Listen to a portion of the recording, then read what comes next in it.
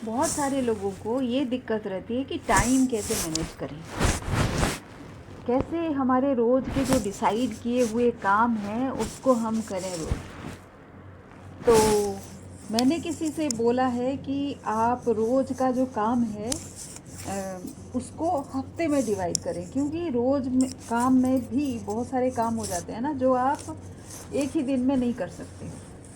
तो क्या दिक्कत है, कंसिस्टेंसी का मतलब रोज़ हर एक काम को कर लेना नहीं होता है। कंसिस्टेंसी का मतलब होता है कि आप रेगुलरली इस काम को कर रहे हो। तो आपको समझना पड़ेगा कि regularity is of course consistency है, लेकिन अगर रेगुलरली नहीं कर पा रहे हो, वीक में अगर कर रहे हो, अपने डिसाइडेड फ्रीक्वेंसी पे कर पा रहे हो, देन वो टाइम मैनेजमेंट भी है, कंसिस्टेंसी भी है। तो इस थॉट को this is what is called कि आप अपने अप्रोच बदलिए। टाइम मैनेजमेंट का सबसे पहला फंडा यही है कि आप कंसिस्टेंटली काम कर रहे हो, प्रोडक्टिव हो रहे हो ऑन वीकली बेसिस। आप वरीड नहीं हो कि आप रोज़ कर रहे हो कि नहीं कर रहे हो। मुझे माफ़ कीजिएगा, मेरा डॉग जो है वो इधर घूम रही है, उसके सोने का टाइम है। Anyways, coming back to the time management part. आपको पता है टाइम मैनेजमेंट में एक थॉट लीडरशिप का बहुत बड़ा अहम जो रोल है वो है। थॉट लीडरशिप में क्या चक्कर है जो टाइम मैनेजमेंट करना आपको सिखा देगा ना? सब कुछ सोच ही तो है, आप कैसे सोचते हो उसी हिसाब से आपका टाइम मैनेज होता है। कभी आपने देखा कि अगर आपने पहले से नहीं डिसाइड किया तो आपका टाइम ज़्यादा लगता है? फॉर एग्ज़ाम्पल, अगर आपको सब्ज़ी बनानी है तो अगर आज रात से अगर आप सोच के रख लो कि कल ये सब्ज़ी बनानी है या फिर ये डिशेस बनानी है, तो आपको सुबह कम टाइम लगेगा सब्ज़ी बनाने में, खाना बनाने में। अगर आपने सोचा नहीं तो सुबह अगर डिसाइड करेंगे कि आज कौन सी सब्ज़ी बनानी है तो फिर आपको बहुत टाइम लग जाएगा, क्योंकि वो डिसीज़न अगर आपको आदत है तो ठीक है, लेकिन बहुत सारे लोगों को 2-4 चॉइसेस देने में दिक्कत होती है। वैसे ही जैसे लेडीज़ को आउट ऑफ 60 या 70 या फिर 100 ड्रेस में से आज कौन से ड्रेस पहनना है उसको सोचने में थोड़ा टाइम लगता है।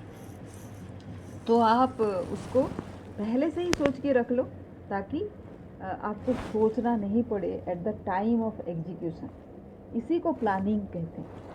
और किसी ने सही बोला है कि आपका जो काम है वो 80% प्लानिंग एंड 20% एग्जीक्यूशन है। हम इसका उल्टा करते हैं, सोचने में कम टाइम लगाते हैं और काम करने में ज़्यादा टाइम। हम सोचते हैं कि सोचते रह जाओगे, इसीलिए हमको एग्जीक्यूशन पे, एक्शन पे आना चाहिए। वो सही है, लेकिन सोचने में एक प्लानिंग होता है, सोचने में आपका एक डे ड्रीमिंग होता है, सोचने में आपका एक फ्रस्ट्रेशन भी होता है। आपको डिसाइड करना है कि आप किस में ज़्यादा टाइम लगा रहे हो। तो if it is planning then of course आपको टाइम देना चाहिए। और ये सोचने का काम किसका है? लीडरशिप का जो सब्जेक्ट है वो बहुत बड़ा है, ग्रैंड है, और वो मैं सिर्फ आज एक ही एस्पेक्ट के बारे में बता रही हूँ। तो ये वर्किंग हार्डर तो नहीं हो सकता सोचना। This is about working smarter. और स्मार्ट वर्क करने के लिए आपको अपना पर्पस और इम्पैक्ट, ये दोनों चीज़ें आपको आपके दिमाग में रखनी पड़ेगी। इंस्पिरेशन भी बनना पड़ेगा अपने काम के जरिए लोगों को, क्योंकि हम इन्फ्लुएंस बिल्डिंग की बात कर रहे हैं, हम सिग्निफिकेंस की बात कर रहे हैं, हम रिस्पेक्ट और डिग्निटी की बात कर रहे हैं, राइट? तो 6 सवाल आप खुद को पूछ सकते हैं ये डिसाइड करने के लिए कि आप थॉट लीडर हो कि नहीं हो। क्या करने से मैं विजिबल हो जाऊंगी या हो जाऊंगा, क्योंकि मैं हमेशा बिजी रहता। आप बिजी हो, हमेशा बहुत सारा काम करते हो, बर्नआउट पे आ जाते हो, स्ट्रेस्ड हो जाते हो, राइट। तो फिर भी आपके काम का कोई रिजल्ट नहीं आता, लोग जान ही नहीं पाते। ये आपके साथ अगर हो रहा है तो इसीलिए आप सुन रहे हो। तो आप पहले सोचो कि कैसे लोगों को लोग आपको मिस ना करें। दूसरा है, क्या मैं सचमुच में मेरे काम से कोई डिफरेंस हो रहा है, पहले जैसे था वैसे नहीं, या फिर मैं यूं ही काम किए जा रहे हैं, कोई डिफरेंस नहीं हो रहा है मेरे काम से।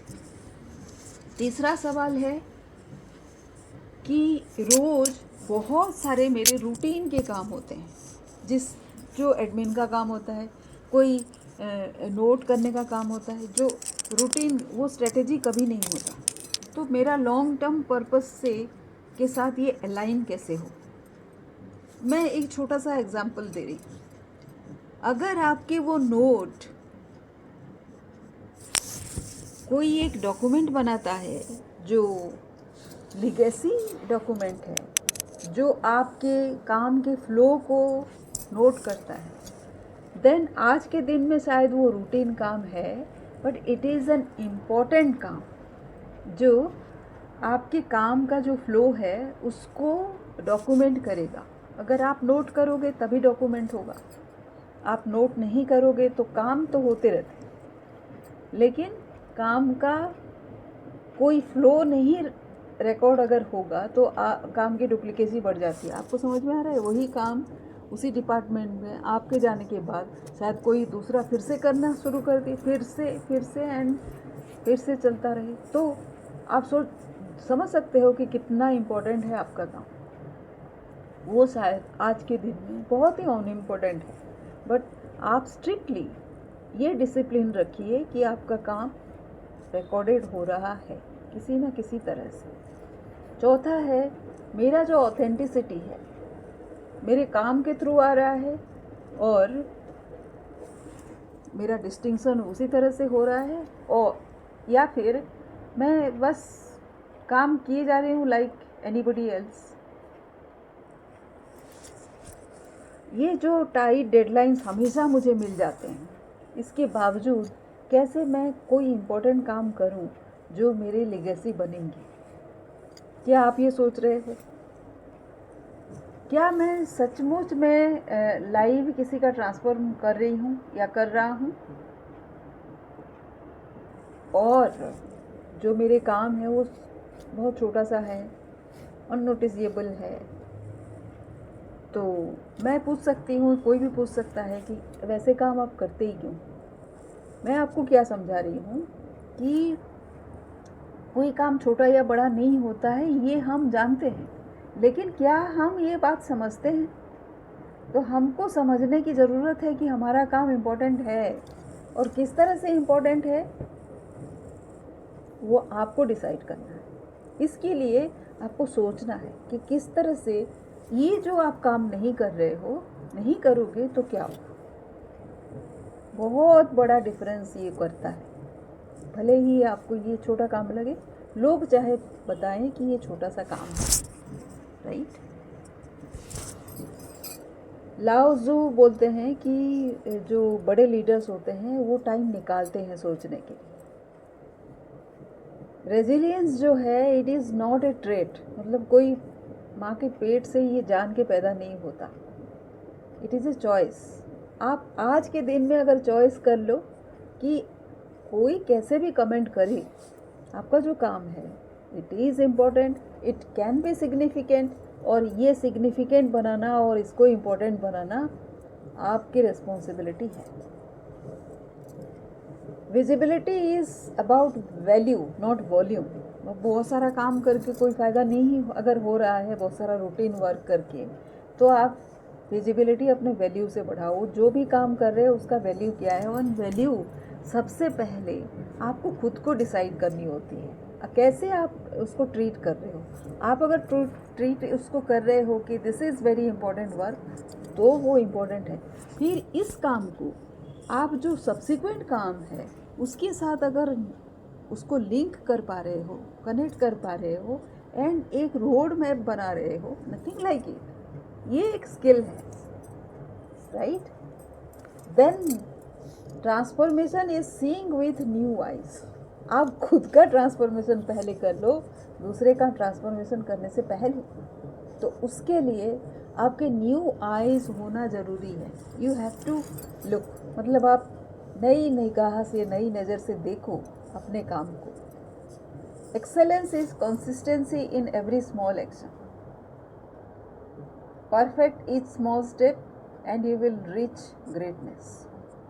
किसी ने बोला है कि मुझे उसके 10,000 स्किल से डर नहीं लगता, लेकिन एक स्किल को उसने अगर 10,000 टाइम किया है तो उस स्किल से डर लगता है।